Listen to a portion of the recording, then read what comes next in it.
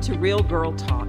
I am your host, Sherry Ricard. I empower women to stand in their purpose, to succeed despite the odds stacked against them, and to live their life knowing they're enough and worthy.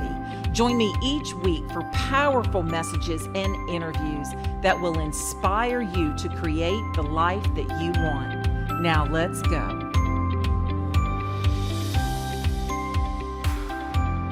Hello there, my friends. It's Sherry Ricard, and I'm so glad that you're back listening to the podcast, and thank you for being here.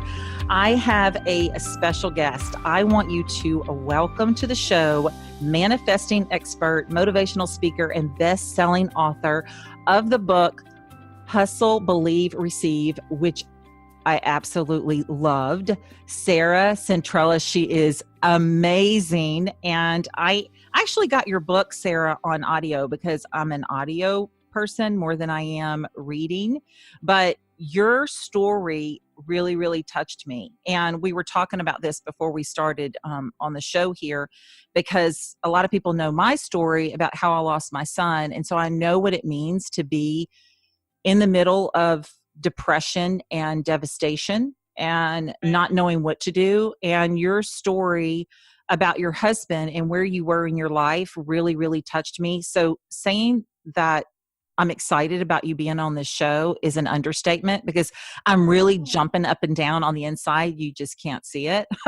Thank you, Sherry. Thank you for having me on. I'm so excited that we have connected. And I know. You were just telling me your story, and my heart, of course, like breaks with it. I have a son that's about to be 16 in a couple days, and I'm just like, yeah. I know. It's just a thought process I don't even allow into my headspace, because it would die, like you were saying. Right. And I never did either. Like the most horrible thing. It is. And I never even thought about losing a child. But now I realize that I definitely am not the only person on this earth that has lost a child. I don't think that I even realized how many women have been through that. And, I've been through divorce like you have. And I want you to talk a little bit about, let's kind of go back to the divorce, or when your husband actually left and where you were in your life. I want you to really tell the listeners where you were and where you are now, because it's so inspirational. And there's so many women that are going through this or may go through this. And to know that there is a light at the end of this tunnel is sometimes the only thing that we need to know, that it's there to get through. Yeah. So tell us about it. Absolutely. And it's such a good point. When my life-altering moment happened, was 2008. So similar kind of time frame, I think, to when your devastating moment happened. And I think the crazy part about it, looking back now, is that it was such a different world back then. There was no social media, there was no Facebook, there was no podcast, there was no blogs, there was no way to know that I was not the only human being going through something as devastating as what I did. And to kind of make a long story short for your listeners, at the time I had been married to my high school sweetheart. We had been married for 8 years, together since we were 16, so we've been together for 16 years. We had 1-year-old twin girls and a 5.5-year-old son. I thought we were kind of living the American dream. I mean, it was a tough time. We had just lost our house in the housing bubble, so it was a rough time, I think, for a lot of people, not just us, as far as that goes. But other than that, he was the love of my life. I thought, without question, that I was the love of his life. I mean, it was just one of those things. I'm not a jealous person, so I had never allowed into my consciousness that anything could ever undermine our marriage. I mean, you go through hard times, big deal, you make it through. It was just not ever in my consciousness. And so on this particular day, he came home from work and I made dinner and everything was normal. And, I'd gone through kind of the normal things that a stay-at-home mom does with 3 babies, at home. And then it was just like an instant, kind of like gut feeling or intuition, whatever you want to call it. Really? And I had this just like neon thought that went through my brain that was like, where's his phone? And it was just such a simple thing. I've never, like, our phone's always charged on the counter together. I never once looked at his phone. I never once asked him if anyone, you know what I mean? It was not the world we live in today. Wow. And so to even have the thought was crazy. And it was like that. Also, the instant I had the thought, I knew everything. And I don't know how to explain it, but I knew what I'd find. I knew why he was hiding it. I knew who it'd be. Like, it was like an instant thing. And so I wound up like finding, he was in the shower. He was in the middle of taking a shower, and I wound up finding it in the clothes that he was going to put on in the shower. And I read it, and it was a text message from his mistress, or whatever you want to call it, exactly who I thought it would be. Said truly the most perfect thing a text message like that could ever say, which was, I can't wait till you're finally free. All mine, no more sharing. Oh And my in so gosh. many ways, I'm so grateful that that was the text, because For sure. it was everything. It was beginning, middle, end. You know, like, Right. as a woman, it told you every single thing you need to know. There was no No lying to guessing. get out of it. There was no guessing. There was no No. lying. I mean, you know, as a woman, you might want to know a few details, but even if you didn't, that one sentence told you everything you need to know. It's Right. been going on a long time. They were getting sick of it, blah, blah, blah. Right.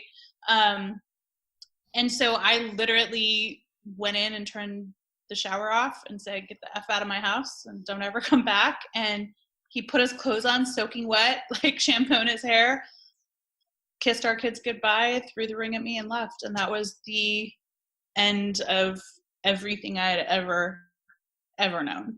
Wow. And I think like that first, the first like 2 weeks truly was a complete blur, but like that first day I just like hit the floor. I called a neighbor and they came watch my kids or whatever, but right. I just laid on the floor and just cried all night. And because I didn't like have any frame of reference, and you and I were talking before the show started when you were telling me your story, and I can relate so much, though I can't too, right? I've never been through anything as tragic as what you've been through, but in that era that we lived in 10 years ago, it seems insane, right? Like, we can't even fathom it.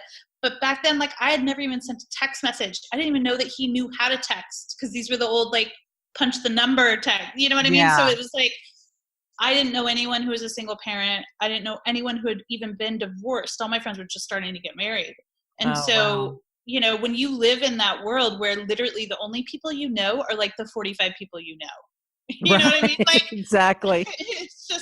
It's mind blowing to me now, Mm-hmm. because we all have networks of thousands and thousands of people that we feel like we know, but we don't. Right. But back then we didn't have that. And so I literally was like, how is the sun going to come up tomorrow? Like, I don't understand what's happening right now. Like, how does the world not stop? Because I had never had a contingency plan. It had never crossed my mind, which honestly sounds insane. Now looking back, I think, like, God, how naive were you? But because it had never crossed my mind, I didn't even have like that. Sometimes we all hold a little bit back, right? Mm-hmm. Where we're like, oh, if this happens, I would do this.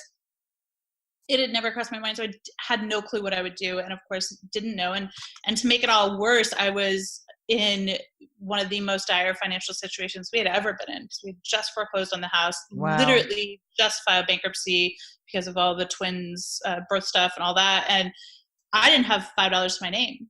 And then as that realization was sinking in, it was also like, oh yeah, that's right. The checking account's not in your name anymore. Oh yeah, the car's not in your name anymore. Like, it just went through the list, Yes. And I was like, and I hadn't worked in 2 years, and it was the biggest recession our economy has faced in our lifetime.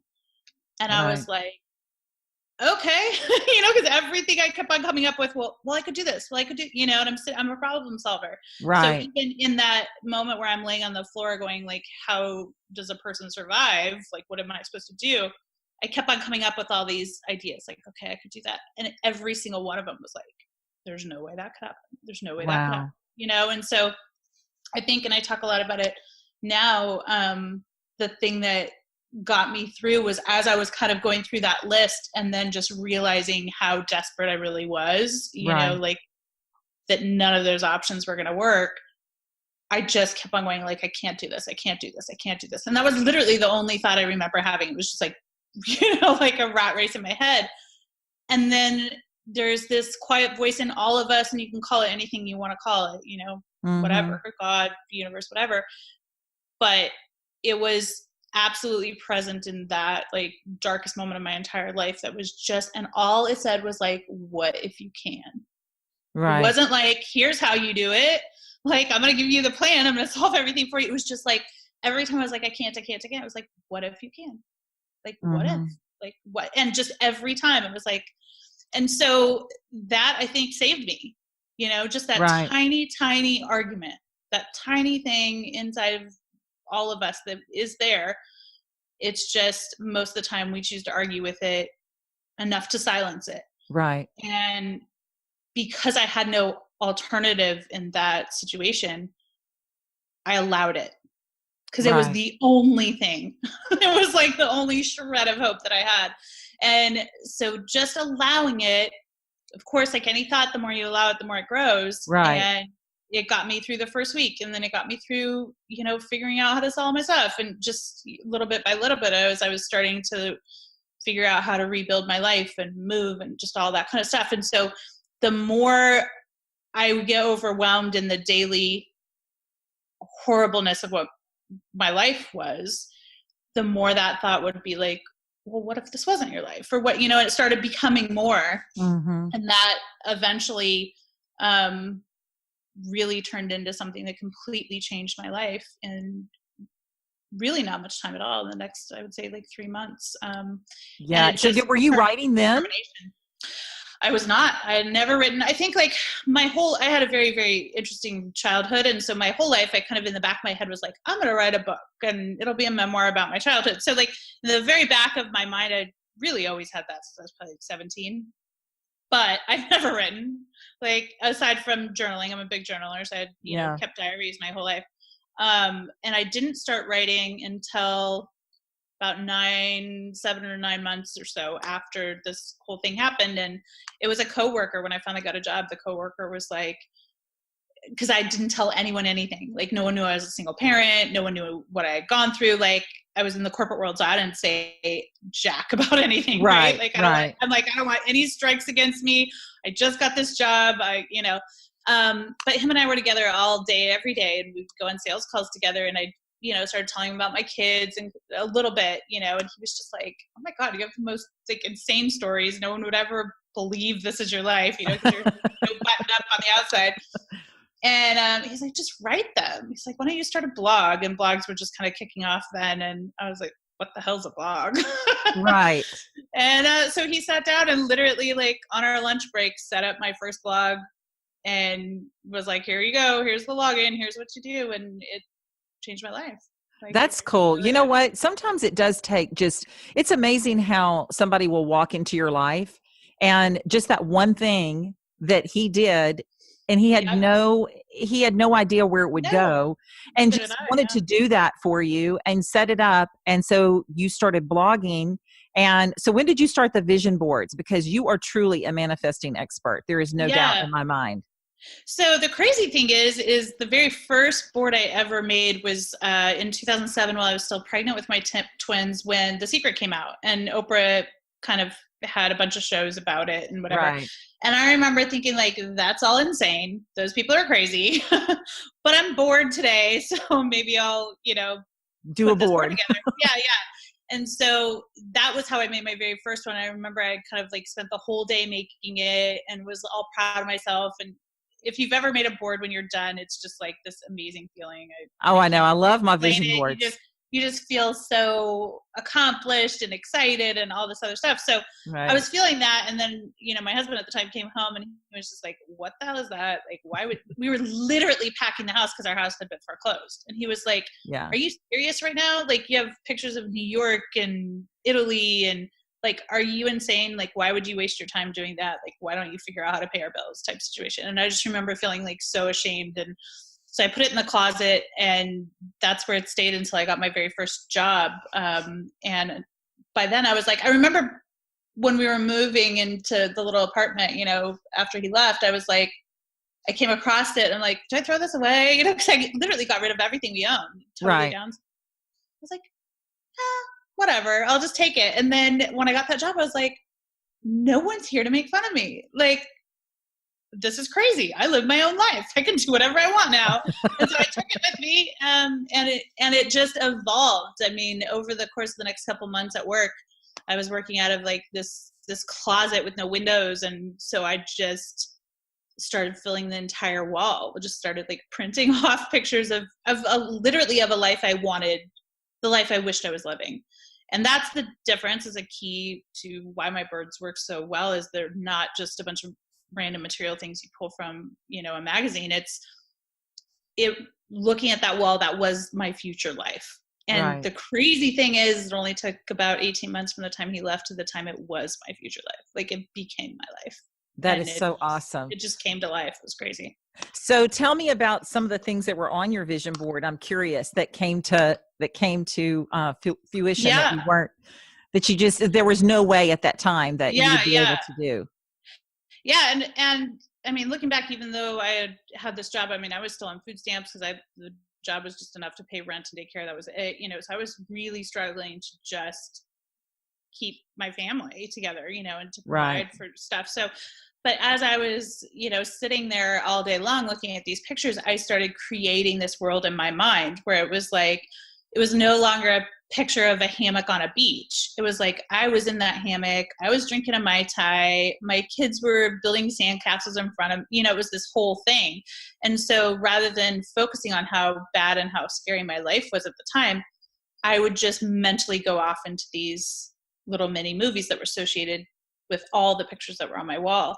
And the very first one that manifested for me is, in the center of my board, I had a picture of New York City. And this was, this was the board that I had put together when I was still married. And I had written over the top of it, like, New York City, baby, And the first time I realized that I had manifested something or turned a thought into reality, was when my boss came to me and he was like, hey, we got to go to New York next week. Figure your shit out, basically. And here's your ticket and let's go. And it was this crazy moment where I was packing up my desk to go on the trip, and I saw that picture and I was like, wait a second, like, are these things connected? And I didn't know for sure because I knew nothing. I never read a self-help book in my life. Like, Oprah was the only self-help I knew, but I knew it wasn't random. That much I knew. And I didn't know anything else, but I was like, somehow I made this happen. And the crazy thing was, in the beginning, I was like a kid in a candy store. I'm like, oh my God, I'm going to New York, an all expenses paid trip. Like, I have the company Amex. Like, I'm eating 5-star when I'm eating food stamps at home. Like, this is insane. Right. And all of my coworkers were like, bitch, it's a business trip. Like, I'm like, oh no, it's not. It's a lot more than that. Yeah. And so I think, like, that's another big piece of it, because I was so grateful. You know what I mean? Like, every single thing that came into my life that wasn't worse where I was at, I was so grateful for it. I was like, I looked at everything that showed up in my life as that hope, right? As that fruition of the what if coming into my life. And the more they started happening, that was just the first one. And to give you an example, that board, I think like 99% of it has manifested, except for Oprah. To be honest, she was on the. I've gotten very close. I've gotten very close. Very, very close. So yeah, I mean, to give you an example, on there was 2 pictures of Italy. And in 2016, I took my kids, and all 4 of us went to Italy for 3 weeks, and we stood on the exact same bridge that was on my board. And the crazy part about that is, we didn't set out to even find that bridge. We didn't even know what the bridge was or anything. It was just a picture crazy. that I had on my board for, at that point, God, 10 years, I guess, almost 10 years. Yeah. That is so amazing. But the crazy part about manifesting is, if you're looking at a picture for 9 years, it just shows up. Like, literally, we were crossing the bridge, and the kids and I look at each other, and we look down the canal, and we were like, have we been here before? Like, this is weird. Like, we knew something was crazy familiar about it. So we stopped and we all took a picture. And then when I got home is when I realized that it was the exact same bridge, and like the way we were facing in the picture is the exact same shot as the one. So, I mean, that's happened. Crazy. 200 times since then. Well, and you just got back from Paris, which is, I so did. jealous. So Paris was on there too. Paris was on there too. And Yep. yes, that is definitely on my bucket list. And I am doing I think I told you I'm doing a live event, Create Your Life Vision Board Workshop in Baton Rouge, Louisiana on January 19th, which we only have 3 seats left. So I'm super excited that it's almost sold out. And I am putting Paris and Greece on my vision board because I'm going. I'm claiming it. You gotta make it happen. Right. I'm claiming it. Hustle, believe, receive. Absolutely. And what I want to say about that too is because I did just get back from Paris last week, actually. And that was a trip that had been on my board since 2007. But long before that, I'd wanted to go. But the last 10 years specifically, because every other year I don't have my kids at Christmas. So for the last 10 years, very specifically, I'd wanted to go alone at Christmas. The year that I don't have them, it just sucks to be around, when they're not here. So that had been a specific dream of mine. I was like, I just want to be in Paris at Christmas, when I don't have them. And here's the thing about manifesting. It is always an opportunity, and there's always risk involved on your part, and there is always action on your part. And I think a lot of people don't know that. And they think, I'm going to wait for someone to give me a free trip to Paris. Right. Great. If that happens, awesome. I mean, I've definitely done a million work trips that have been direct manifestations, and they were free, but it does not always happen like that. And if you're waiting for that to happen, you could wait your whole life, and many opportunities that were meant to be your manifestations, you will have turned down along the way. Right. And so the big difference is if you set your mind to it, and that's what I had done in this year. So exactly this time last year, I sat down and made my board for 2018. And I was like, this is the year. Because I know it only happens every 2 years, they're gone, or every other year. And so I was like, they're gone this year, and this is the year. I am declaring it. I'm going to make it happen, right? I'm not going to let another year go by and be alone on Christmas. It sucks. Right.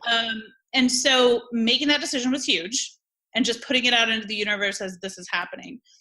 Granted, I had no idea how. I didn't have the finances to make it happen in that moment, but I was like, whatever, it's happening. And so in June or July, when I was 6 months out, I knew, okay, if I get a ticket now, then that will put the wheels in motion. And I've always found that it is something that is bigger and scarier, that requires action on your part, that if you're willing to take that step and invest in whatever way, it doesn't always have to be financial, but invest in whatever way of actually taking action, that the rest of it will always 100% fall in line. Right. 100%. It has never, never, never let me down. Right. And so, I waited for a sale. When the sale came, I took the leap of faith. I got the ticket, and I just, from that point on, knew it was going to happen. There was many times where I was like, this is crazy. Like I just finished writing my book. I had so much going on in this last month where I was like, maybe I should cancel that. Maybe. And I was like, nope. You don't go back on it, And I'm so thankful that I didn't. So I think people will come to me all the time and be like, oh, I would have loved to. I'm like, you absolutely can do that. It's just, you don't want to. You don't want to make that initial, and I'm sorry, but everybody has an opportunity to buy a $400 ticket at some point. I mean, you just do. If that means that you save $25 a month and you give yourself 6 months to buy the ticket, you can. And so when people come with those excuses, I'm like, then my manifesting method is not going to work for you, because you're going to have to be all in at some point. Like you're going to have to do something. And I love your book, Hustle, Believe, Receive. Now, it was published by a very popular traditional publisher, which is huge because, like you and I had talked about before, there's a lot of people that wish that they could do that. Yeah. And you have a new book coming out. I do. Yes, so tell us about your new book. So the new book is called Future Boards, and I just finished it last week and turned it in this past week, and it's with Simon & Schuster, so I'm super excited about that. And it will be out in July, and it is all about how to do exactly what we're talking about. So it is my method, which is very different, I think, than how a lot of people manifest or use quote vision boards. I call them future boards because to me they're a direct, intentional representation of the life that is coming to me and the life that I am building. So there's, the component of I am actively working for this life too. I'm not just like, oh, Right. isn't this a lovely collage hanging on my wall, right? And so it's all about how I do that, the methodology behind it, and then what I do. It has, the 3 parts: what I do beforehand that sets the foundation, how I actually make it, and then how you speed up manifesting and kind of guide manifesting after. I can't wait. Yeah. I can't wait for that book. So, because I'm almost finished on when I fly back home from Florida, because that's where I am now. I only have maybe 2 chapters left on the Audible, so I'll be finished. Yay. Maybe 2, so I'll be completely finished. But I was walking the other day, and I wanted to keep walking, but I was telling you that my body wouldn't keep walking because I just did not want to stop listening to your book. I highly recommend your book, Hustle, Believe, Receive. And like I said, I'm an audio person, so it is available for print and audio. So I do love that. Now, Sarah, tell everyone how we can find you, because I know that you do have a coaching program, and it's not, I think it's pretty specific. Like, you only take so many people into your coaching program, and you do a lot of speaking as well as writing. So what is the best way someone can get in touch with you? Yeah, absolutely. So if you just go to sarahcentrella.com, SarahCentrella.com, you'll find everything. So you'll find links to the book, and the book I think right now is sold out, sadly, but the exciting news is we are re-releasing it in paperback in July. So I have a few copies still left. People can get them on my website, or you can get them on Audible or Kindle version. All that is on my site too. And I do have an 8-week coaching program, which walks through my entire method, that starts January 23rd and goes for 8 weeks. And then I do some individual coaching on a case-by-case basis as well. And a lot of speaking and a lot of workshops teaching people how to do what I do. Excellent. And you said you're on Instagram too, right? Yes. All social media is Sarah Centrella. Yeah. All right. Well, Sarah, I thank you so much. I wish my show was longer sometimes, because I could just sit here and talk, and you could walk us all through writing your book. But I'm going to have you back on, because there's a lot of things that I wanted to cover with you that we didn't have. Yes, I'd love to. Thank you so much for having me, Sherry. You have such an inspirational story, and I am in awe of a lot of the things that you have done. And I love your book so much that I cannot stop talking about it. I actually posted it on my Instagram story and did a link and a swipe up so someone could just go and get it, because I'm like, you have to get this book. It's awesome. So thanks so much for having me, Sherry. Oh, thank you, Sarah. I appreciate it. And guys, before we go off, I just want to remind you that I do have 3 seats left for the Create Your Life, a Vision Board workshop that's January 19th in Baton Rouge, Louisiana. And if you're not available to come to that, then please look for a workshop that's in your city, in your area, because I just can't say enough about vision boards. I truly believe in vision boards. I mean, Oprah Winfrey preaches about them. So, I mean, she's the preacher of vision boards. We know that it's real if she loves them, right? And guys, keep your encouragement tank full. Keep your encouragement tank full, your faith in God. Step out of your comfort zone and just do something that you've never done before. And until next time, have a blessed, wonderful day.